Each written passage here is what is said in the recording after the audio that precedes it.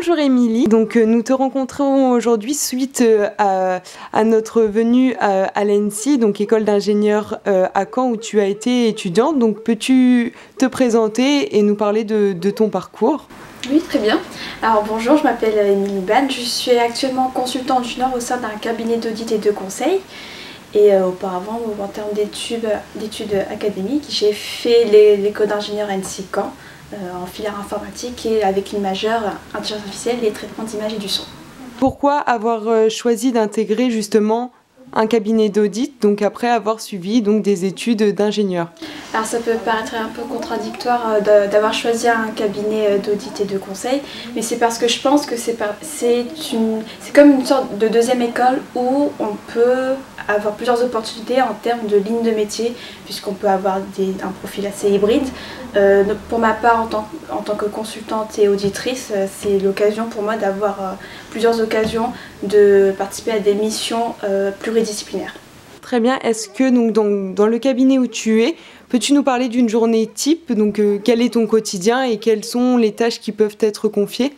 Tout à fait. Alors, en tant que consultante auditrice en IT, je peux intervenir sur une première mission d'audit pour un client ou sinon sur une autre mission de conseil. Donc ça dépend en fait des étapes des missions. Je peux également, au-delà de contribuer auprès du client, contribuer auprès de mon cabinet, des missions en interne, que ce soit la rédaction d'articles de blog ou faire des opportunités en termes de propal. Donc ça dépend en fait, on est très pluridisciplinaire, on choisit ce qu'on aimerait faire chaque jour avec notre équipe. Donc contente de ton choix finalement? Très contente, fière et je suis là pour promouvoir ce métier.